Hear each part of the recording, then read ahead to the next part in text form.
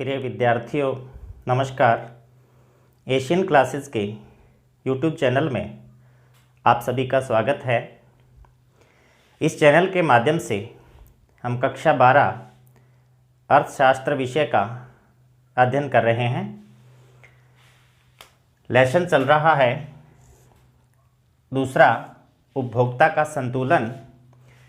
कल हमने अध्ययन किया था हीरा जल पहेली या हीरा जल विरोधाभास, जिसमें हमने देखा कि किस प्रकार से हम जल की कम कीमत चुकाते हैं और हीरे की ज़्यादा कीमत चुकाते हैं।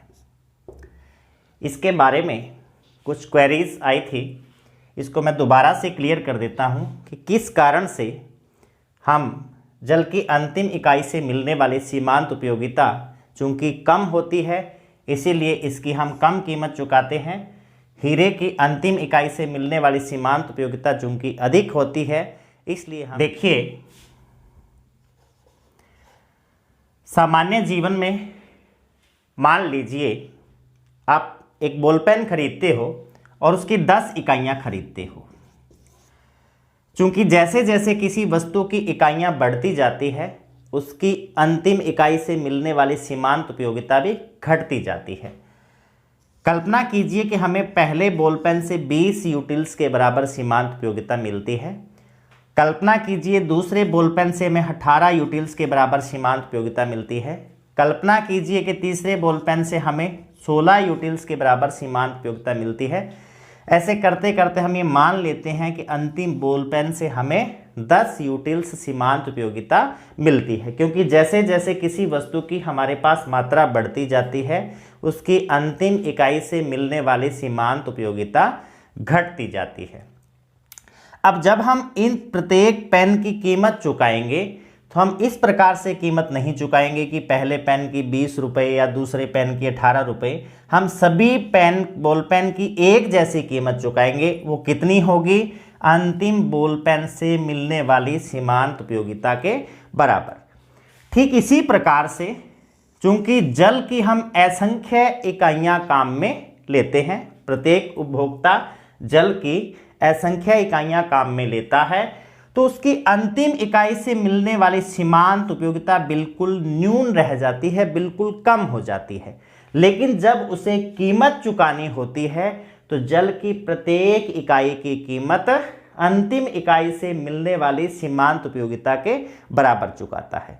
इसीलिए जल की इकाइयाँ ज़्यादा होने के कारण या जल की मात्रा अधिक होने के कारण हम उसकी कम कीमत चुकाते हैं, इसीलिए जल सस्ता होता है।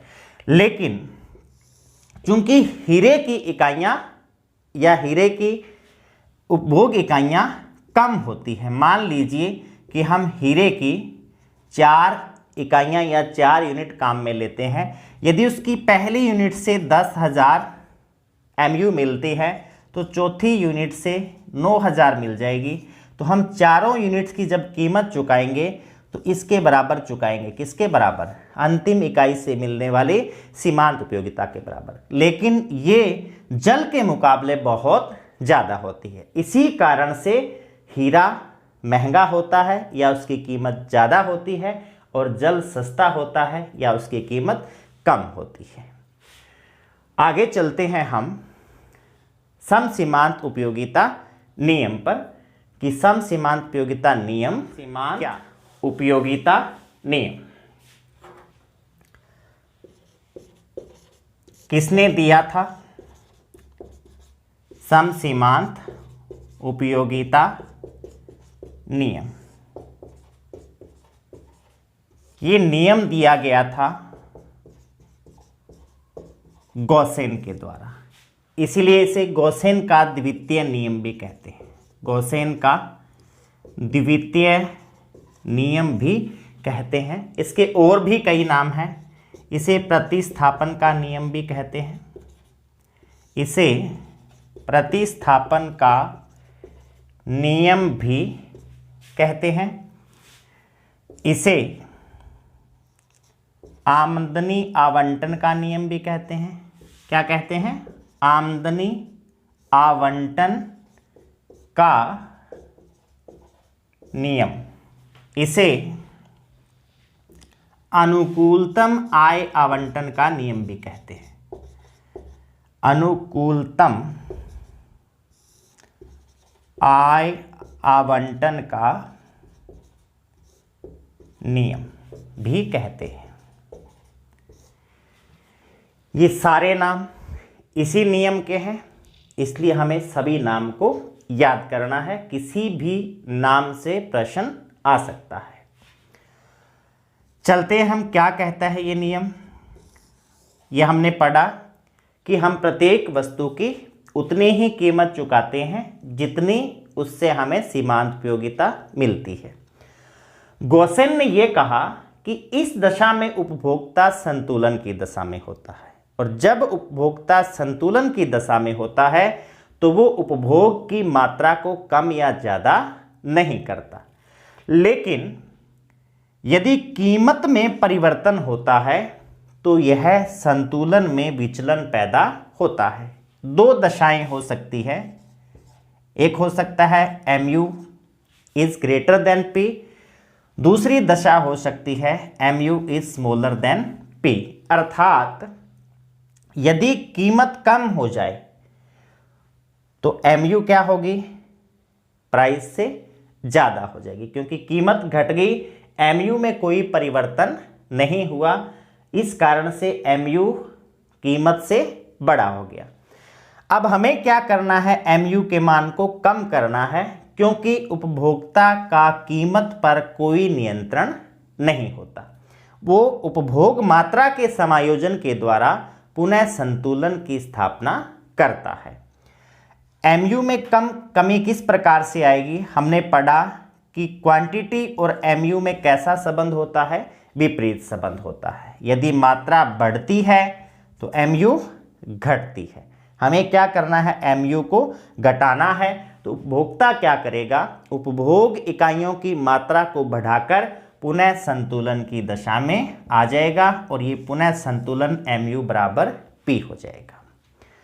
दूसरी कंडीशन या दूसरी दशा, यदि कीमत में वृद्धि हो जाती है तो mu क्या है, कीमत से कम रह जाती है। अब हमें इसको बराबर करने के लिए क्या करना पड़ेगा, mu को बढ़ाना पड़ेगा। mu कैसे बढ़ेगी, यदि क्वांटिटी को घटा दिया जाए। तो ऐसी दशा में उपभोक्ता क्या करेगा, मात्रा का समायोजन कैसे करेगा, वो उपभोग की इकाइयों को घटा देगा, जिससे पुनः mu P के बराबर हो जाएगी और संतुलन की स्थापना हो जाएगी। लेकिन चूंकि हमें या उपभोक्ता को व्यवहारिक जीवन में अनेक वस्तुओं को परचेज करना होता है, अनेक वस्तुओं का उपभोग करता है, इस कारण से ही इस नियम को अनुकूलतम आय आवंटन का नियम कहते हैं। आगे हम चर्चा करते हैं समसीमांत उपयोगिता नियम की परिभाषा पर। यह था समसीमांत उपयोगिता नियम एवं उपभोक्ता का संतुलन। समसीमांत उपयोगिता नियम की परिभाषा 1 या 2 नंबर की एग्जाम में आ सकती है। क्या लिखना है, उपभोक्ता अपनी आय को विभिन्न वस्तुओं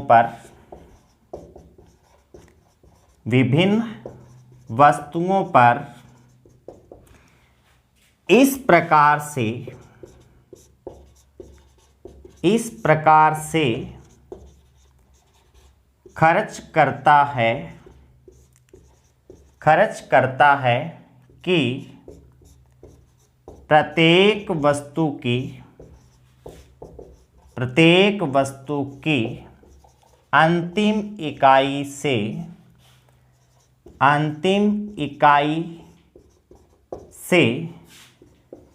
मिलने वाली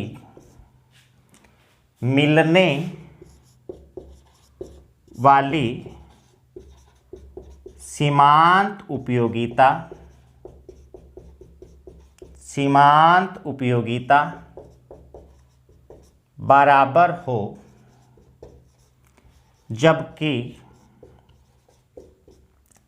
सभी वस्तुओं की कीमतें एक समान हो, अर्थात MUX बराबर MUY बराबर MUZ MUN। चूंकि उपभोक्ता को व्यवहारिक जीवन में एक से अधिक वस्तुओं को खरीदना पड़ता है, तो प्रत्येक वस्तु की अंतिम इकाई से मिलने वाली सीमांत उपयोगिता क्या रहनी चाहिए, बराबर रहनी चाहिए। इस प्रकार से वो अपनी आय को खर्च करता है। उपभोक्ता अपनी आय को विभिन्न वस्तुओं पर इस प्रकार से खर्च करता है कि प्रत्येक वस्तु की अंतिम इकाई से मिलने वाली सीमांत उपयोगिता बराबर हो। कंडीशन क्या है कि इन सभी वस्तुओं की कीमतें एक समान होनी चाहिए। मान लीजिए कोई उपभोक्ता X वस्तु की 10 इकाइयां खरीदता है, Y वस्तु की 2 इकाइयां खरीदता है, इसकी 3 इकाइयां खरीदता है। इस कंडीशन में क्या होगा कि यदि इसकी अंतिम इकाई 10वीं से मिलने वाली सीमांत उपयोगिता 20 है, तो इसकी दूसरी इकाई जो अंतिम इकाई है उससे मिलने वाली सीमांत उपयोगिता भी क्या होगी, 20 होगी। इसकी तीसरी जो कि अंतिम इकाई है उससे मिलने वाली सीमांत उपयोगिता भी क्या होगी, 20 होगी। और यदि ये 20 से कम है तो इसकी और कम इकाइयां खरीदेगा। तो यदि परिभाषा आती है 1 नंबर या 2 नंबर की कि सम सीमांत उपयोगिता नियम क्या है, तो हमें क्या लिखना है कि उपभोक्ता अपनी आय को भिन्न भिन्न वस्तुओं पर इस प्रकार से खर्च करता है कि प्रत्येक वस्तु की अंतिम इकाई से मिलने वाली सीमांत उपयोगिता बराबर हो, जबकि सभी वस्तुओं की कीमतें एक समान हों, अर्थात MUX बराबर MUY बराबर MUZ डैश डैश MUN। इसको हम एक वक्र के द्वारा और एक सारणी के द्वारा समझते हैं, वहां से हमें और ज़्यादा क्लियर हो जाएगा कि किस प्रकार से अंतिम इकाई से मिलने वाली सीमांत उपयोगिता बराबर होती है। हम एक टेबल बनाते हैं।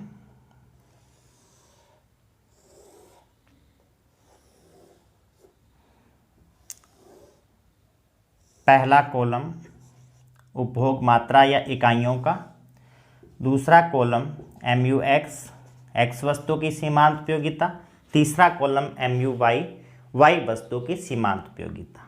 इसमें हम 1 से 6 तक लेते हैं इकाइयों की संख्या।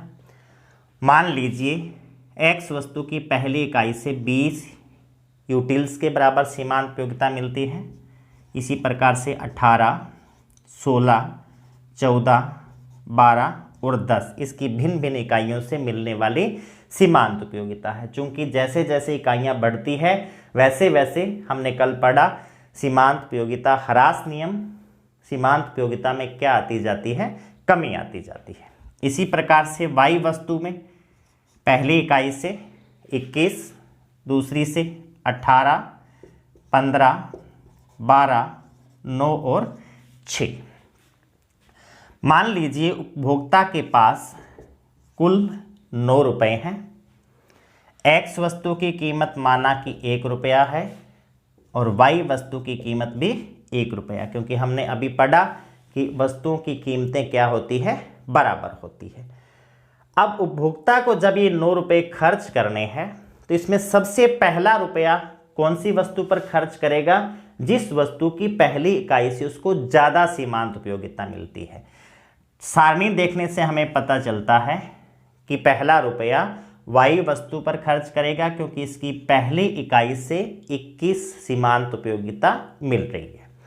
दूसरा रुपया वो X वस्तु पर खर्च करेगा, क्योंकि यहाँ उसे 20 के बराबर सीमांत उपयोगिता मिलती है। तीसरा रुपया X या Y दोनों में से कहीं भी खर्च कर देगा। चौथा रुपया इस वस्तु पर खर्च कर देगा। अब एक सवाल उठता है कि यहाँ पर दोनों वस्तुओं की अंतिम इकाई से मिलने वाली सीमांत उपयोगिता बराबर है, लेकिन चूंकि यहाँ पर पूरा बजट अभी खर्च नहीं हुआ है, इसलिए हम आगे भी इनकी इकाइयाँ उपभोक्ता खरीदेगा। 5वां रुपया वो X वस्तु पर खर्च करेगा, 6ठा रुपया वो Y वस्तु पर खर्च करेगा, 7वां रुपया वो X वस्तु पर खर्च करेगा, 8वां रुपया वो इस वस्तु पर या इस पर, दोनों में से किसी पर खर्च कर देगा। टोटल उसने 9 रुपये खर्च कर दिए। बजट रेखा के समीकरण के अनुसार भी Px Qx plus Py Qy, ये संतुलन की दशा होगी जब खर्च धन और कुल धन आपस में एक दूसरे के बराबर हो जाएंगे। m का मान 9 है, Px 1 है, Qx जब सीमांत उपयोगिता अंतिम इकाइयों की एक दूसरे के बराबर है, उस दशा में X वस्तु की 5 इकाइयाँ खरीदी जा रही हैं और Y वस्तु की 4 इकाइयाँ खरीदी जा रही हैं। Qx X वस्तु की मात्रा यानी कि 5, Py 1, Qy 4, ये हो जाएगा 5 + 4 9 बराबर 9। ये संतुलन की दशा है। तो समसीमांत उपयोगिता नियम यही कहता है कि अंतिम भिन्न भिन्न वस्तुओं की अंतिम इकाई से मिलने वाली सीमांत उपयोगिता बराबर होनी चाहिए और उसका पूरा का पूरा बजट भी खर्च हो रहा है। अब यहाँ हम विचार करते हैं कि यदि यह उपभोक्ता इस अंतिम रुपये को X वस्तु पर खर्च ना करके Y वस्तु पर खर्च करता है, तो सारणी से हमें पता चलता है कि उसे 3 यूटिल्स के बराबर सीमांत उपयोगिता का नुकसान होता है, अर्थात इतने के बराबर उसकी संतुष्टि में कमी आएगी। और उपभोक्ता संतुलन की दशा में कब होता है? जब उसे अधिकतम संतुष्टि मिलती, अर्थात यदि वो अंतिम रुपया इस वस्तु पर खर्च ना करके Y वस्तु पर खर्च करता तो वो संतुलन की दशा में नहीं होता, क्योंकि यहाँ की बजाय यहाँ आने पर उसकी संतुष्टि में वृद्धि होती है और संतुलन की दशा में उपभोक्ता की संतुष्टि अधिकतम होती है, उससे और ज़्यादा उसकी संतुष्टि को नहीं बढ़ाया जा सकता। लेकिन इसकी बजाय यदि ये रुपया X वस्तु पर खर्च किया जाता है तो उसकी संतुष्टि में क्या हो रही है? वृद्धि हो रही है, इसलिए वो यहाँ संतुलन की दशा में होगा, यहाँ पर संतुलन की दशा में नहीं होगा। अब इसे हम एक वक्र के द्वारा और समझते हैं।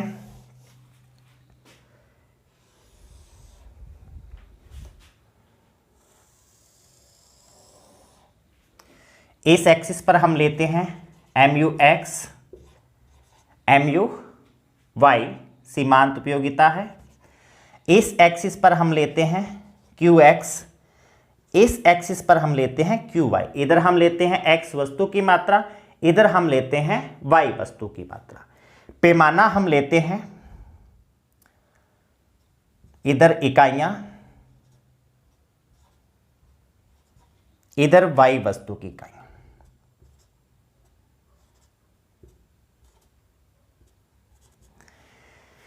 इस अक्ष पर हम लेते हैं सीमांत उपयोगिता,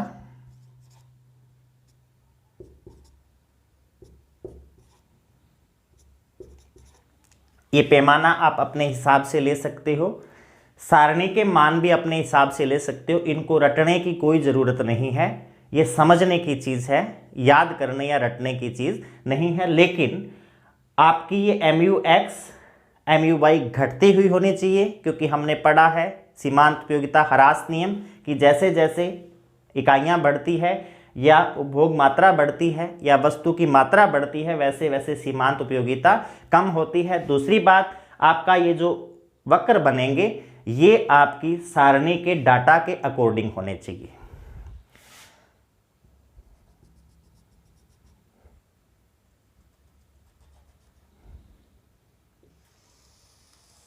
ये वक्र बन जाएगा MUX। ऐसे ही इसकी अंतिम इकाइयाँ 4, सीमांत उपयोगिता 12, इसका वक्र बन जाएगा इस प्रकार से। ये संतुलन की दशा है।